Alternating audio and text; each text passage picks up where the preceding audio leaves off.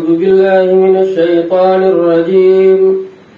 بسم الله الرحمن الرحيم وإذا طلقتم النساء فبلغن أجلهن فلا تعضلوهن أن ينكحن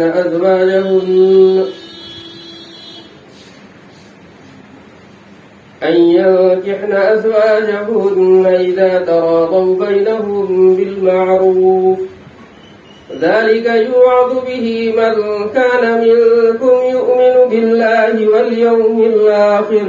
ذلكم أزكى لكم وأطهر والله يعلم وأنتم لا تعلمون صدق الله العظيم۔ آج کے اس پروگرام میں سورہ بقرہ کے رکوع نمبر 14 کا ترجمہ اور اس کی مختصر تشریح آپ کے سامنے پیش کی جائے گی۔ گزشتہ ہفتہ جس رکوع کا ہم لوگوں نے مطالعہ کیا تھا اس میں اللہ تبارک و تعالی نے طلاق دینے کے طریقے اور صحیح طریقے پر گفتگو فرمائی تھی، اور کس طرح سے کسی عورت کو اپنے پاس روکے رکھنا ہے، اور اگر کسی وجہ سے انہیں رخصت کرنا ہے تو کس طرح سے کرنا ہے۔ اور پھر اللہ تعالی نے ہر جگہ مومن کو ڈرایا تھا اور سخت سخت الفاظ استعمال کر کے اس پر تنبیہ کی تھی اور ان کا ذہن اللہ کے احکامات کی طرف متوجہ فرمایا تھا کہ دیکھو جب بھی ایسا معاملہ آئے تو یہ کوئی نفرت والی بات نہیں ہے، یہ کوئی غصے والی بات نہیں ہے، یہ کوئی لڑائی اور جھگڑے والی بات نہیں ہے، بلکہ اگر دونوں میں بات نہ بنے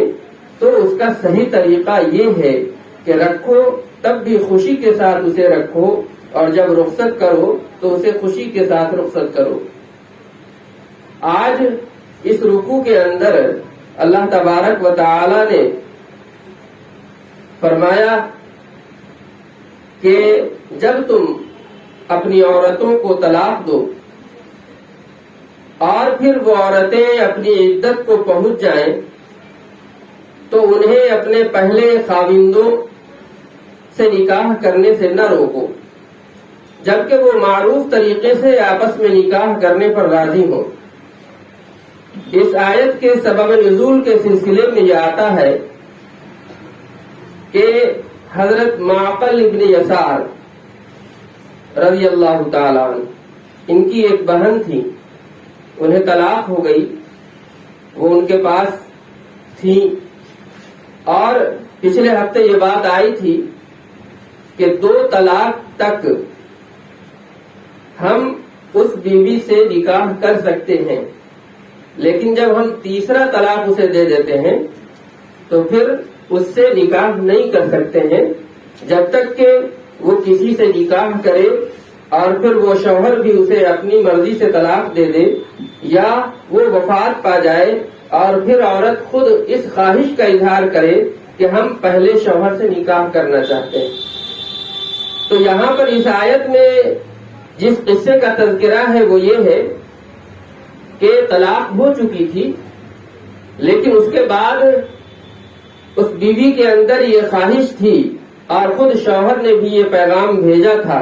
کہ ہم یہ چاہتے ہیں کہ انہیں اپنے پاس رکھ لیں، لیکن ان کے بھائی جو تھے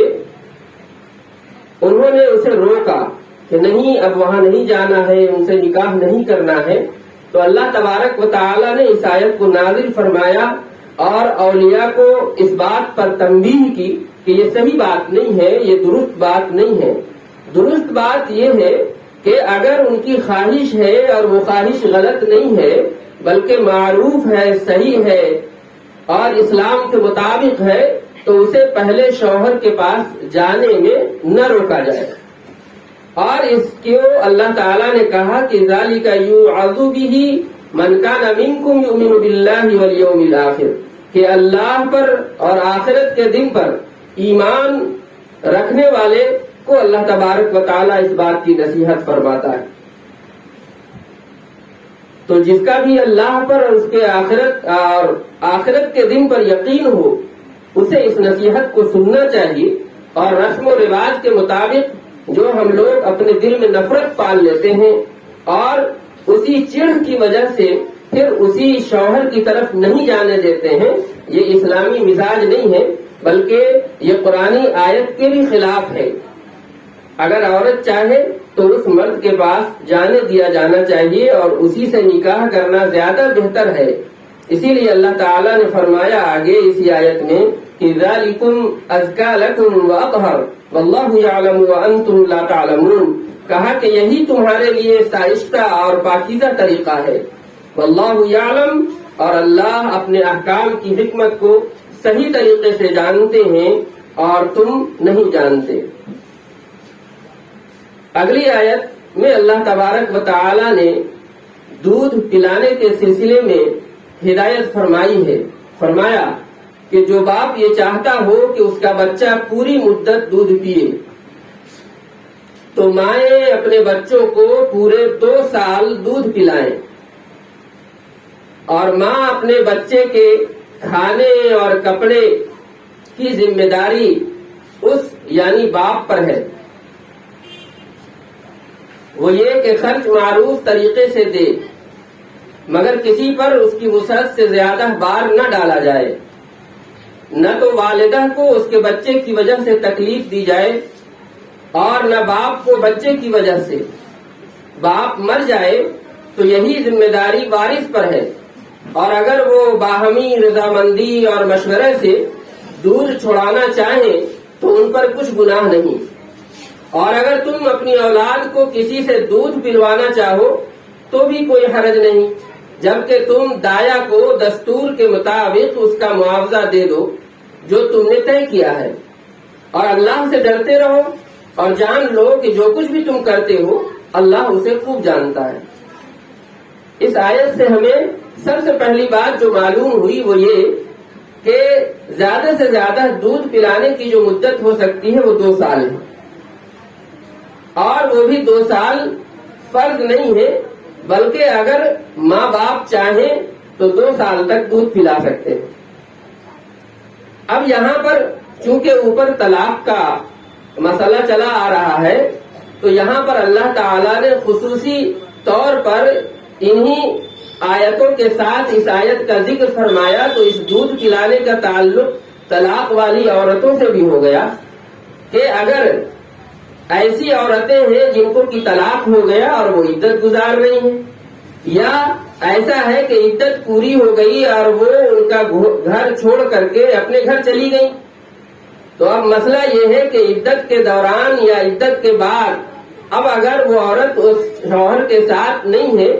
تو اللہ تعالیٰ یہاں پر حکم فرماتے ہیں اور ماؤں کو ابھارتے ہیں کہ ماں کا حق یہ ہے کہ وہ اپنے بچے کو خود دودھ پلائے۔ ایک بات تو یہ ہے، پھر دوسری بات فرمائی کہ یہ دودھ پلوانے کی ذمہ داری باپ کی ہے۔ اگر وہ عورت راضی نہیں ہو تو باپ کے اوپر یہ ذمہ داری ہے کہ وہ کسی عورت کو لائے یا کسی دوسری چیز کا دودھ پلوائے، اور اس پر جو خرچ ہو وہ باپ برداشت کرے، ماں کو اس کا خرچ برداشت کرنا نہیں ہے۔ پھر یہ فرمایا کہ اگر وہ عورت عدت میں ہے یا طلاق ہو چکی اور وہ عورت اپنے گھر جا چکی ہے تو مرد کے اوپر یہ ہے کہ جب تک وہ عورت رہے گی اور اس بچے کو دودھ پلائے گی، اس کو کھانا دینا اس شوہر کا کام ہے، اور اسی طرح اس کو کپڑا دینا بھی اسی شوہر کا کام ہے۔ یعنی جس طرح وہ اپنے بچے کے پالنے پر پیسہ خرچ کر رہا ہے اسی طرح وہ بیوی جو کہ اب اس کی بیوی نہیں ہے پھر بھی اللہ تعالیٰ نے حسن اخلاق کے طور پر یہ بات مومنین کے دلوں میں ڈالی اور ان کے ذہن میں ڈالی کہ دیکھو جب رشتہ منقطع ہو جائے پھر بھی تمہارے اوپر یہ ذمہ داری ہے کہ چونکہ وہ تمہارے بچے کو دودھ پلا رہی ہیں اس لیے ان کا کھانا اور ان کا کپڑا اور ان کا رہنا سہنا جو بھی ہے معروف اور بھلے طریقے سے ان کے ساتھ پیش آؤ۔ ایسا نہیں ہے کہ غصے کے مزاج کے ساتھ ان سے پیش آؤ۔ پھر آگے اللہ تعالیٰ نے ایک ٹکڑا فرمایا کہ لا تکلف نفس الا وسعها، کہ مگر کسی پر اس کی وسعت سے زیادہ بار یعنی بوجھ نہ ڈالا جائے۔ تو یہ ہر آدمی اپنے نفس کو اور اپنی فطرت کو جانتا ہے۔ قانون اس کو صرف صحیح بات کی طرف متوجہ کر سکتا ہے، لیکن اگر کوئی آدمی بہانہ کر رہا ہے تو اس کو وہ خود ہی سمجھ سکتا ہے، دوسرا آدمی نہیں سمجھ سکتا ہے۔ اللہ تعالیٰ نے صرف یہ فرمایا کہ اگر ماں اس قابل نہیں ہے کہ وہ دودھ پلانا برداشت کر سکے تو اس کے اوپر ظلم نہ کیا جائے، بلکہ اسے کھانا اور کپڑا تو دیا جائے، اسے کچھ اجرت دیا جائے، صحیح سے رکھا جائے اگر وہ عدت کے دوران ہے، اور اگر کسی دوسرے سے دودھ پلوایا جائے تو اس کے ساتھ بھی صحیح برتاؤ کیا جائے۔ اسی لیے آگے اس بات کو اور کھول دیا اللہ تعالیٰ نے کہ لا تضار والدۃ بولدها ولا مولود له بولدہ، کہ نہ تو والدہ کو اس کے بچے کی وجہ سے تکلیف دی جائے اور نہ ہی باپ کو بچے کی وجہ سے تکلیف دی جائے، یعنی نہ بیوی باپ کو مجبور کرے کہ نہیں تمہیں اتنا ہی پیسہ دینا ہے، تمہیں اتنا ہی اجرت دینا ہے، اس طرح سے اس شوہر کو مجبور نہ کیا جائے۔ اسی طرح شوہر اس بیوی کو مجبور نہ کرے کہ تمہیں ہی دودھ پلانا ہے، ایسا نہیں ہے۔ اللہ تعالیٰ نے سب سے پہلے ایک عام حکم دیا، ایک عام بات فرمائی کہ ماں کو 2 سال دودھ پلانا چاہیے، یہ اس کا اخلاقی فرض ہے۔ پھر یہ فرمایا کہ ان تمام پر جو بھی اخراجات ہوں وہ باپ کے ذمے ہیں۔ پھر فرمایا کہ کوئی بھی دونوں میں سے کوئی بھی جو بھی کام کرے گا وہ اپنی طاقت کے مطابق کرے گا، تو دونوں اپنی اپنی طاقت کو خود سمجھیں، یہ اللہ تعالیٰ نے واضح فرما دیا۔ پھر آگے اس بات کو اور کھول دیا کہ طاقت کا مطلب یہ ہے کہ نہ تو اس بیوی کو تکلیف دی جائے اور نہ اس شوہر کو تکلیف میں مبتلا کیا جائے۔ آگے ایک بات اور فرمائی کہ اگر خدا نخواستہ اس شوہر کا انتقال ہو چکا ہے اور اس کا بچہ ابھی چھوٹا ہے، 2 سال سے کم کا ہے اور دودھ پینے کے لائق ہے، تو اگر وہ بچہ یا اس کے محرم رشتہ دار پیسے والے ہیں یا نہیں بھی ہیں تو اس پر اس کے دودھ پر جو بھی خرچ ہوگا وہ اس کے ورثہ کریں گے۔ باپ نہیں ہے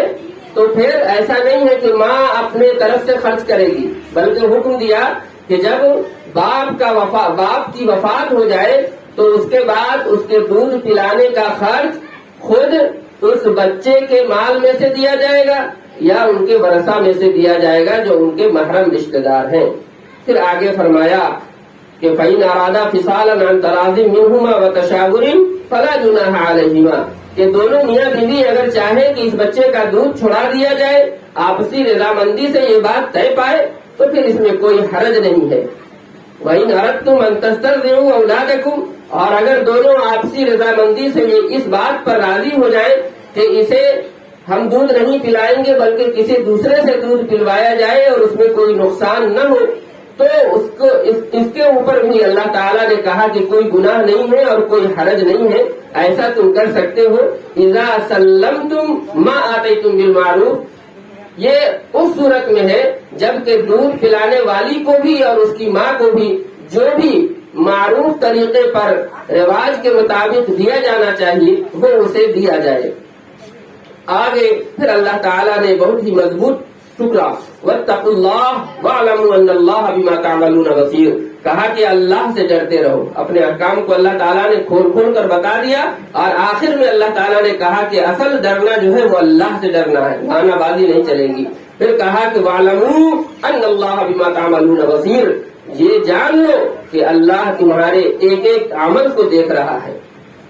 آگے فرمایا کہ والذین یتوفون منکم ویذرون ازواجا یتربصن بانفسہن 4 اشہر و10۔ شروع میں جو پچھلے ہفتے ہم لوگوں نے پڑھا تھا گزشتہ ہفتہ، اس سے پہلے طلاق شدہ عورتوں کی عدت بیان کی گئی تھی۔ جنہیں طلاق دیا جائے ان کی عدت یہ ہے کہ 3 حیض گزارنے، اور اگر ایسی عورتیں ہیں کہ ان کو وہ ماہواری بند ہو چکی ہے تو ان کے لیے 3 مہینہ ہے، 3 مہینہ پورا کر لیں پھر جہاں چاہیں وہ نکاح کر سکتی ہیں۔ لیکن اگر وہ عورت حمل سے ہے، اس کے پیٹ میں بچہ ہے اور اسی دوران طلاق ہو گئی، تو پھر اس کی عدت یہ ہے کہ بچے کی ولادت ہو جائے، اس کے بعد وہ چاہے جہاں چاہے نکاح کر سکتی ہیں۔ اب یہاں پر اللہ تعالیٰ نے ایک عدت کا تذکرہ فرمایا ہے، وہ یہ ہے کہ اگر شوہر وفات پا جائے تو اس کی عدت کتنی ہوگی؟ وہ فرمایا کہ وہ 4 مہینے اور 10 دن ہوگی۔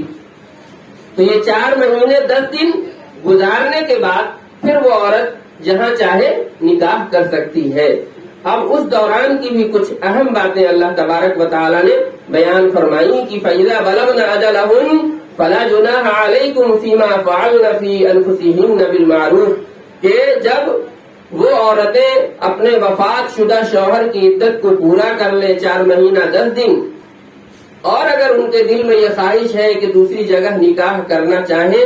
تو معروف طریقے سے، بھلے طریقے سے، اچھے طریقے سے وہ کر سکتی ہیں، ان کو روکا نہیں جائے گا۔ واللہ بما تعملون خبیر، اللہ تبارک و تعالی ان تمام باتوں سے باخبر ہے جو کہ تم کر رہے ہو۔ پھر آگے فرمایا لوگوں کو، سماج کو، معاشرے کو اللہ تبارک و تعالیٰ نے اس متوفا عورت جو کہ عدت گزار رہی ہے اس کے سلسلے میں اہم ہدایت دی، وہ یہ کہ وَلَا جُنَاحَ عَلَيْكُمْ فِي مَا عَرَّضْتُمْ بِهِ مِنْ خِطْبَةِ النِّسَاءِ أَوْ أَكْنَنْتُمْ فِي أَنفُسِكُمْ، ایسی بیواؤں کو اگر تم اشارتاً پیغام نکاح دے دو یا یہ بات اپنے دل میں چھپائے رکھو، دونوں صورتوں میں تم پر کوئی گناہ نہیں۔ علیم اللہ انکم ستذکرونہن، اللہ جانتا ہے کہ تم انہیں دل میں یاد رکھتے ہو، ولکن لا تواعدوہن سرا، لیکن ان سے کوئی معاہدہ پوشیدہ طور پر نہ کرنا، ہاں جو بات کرنا ہو معروف طریقے سے کرو،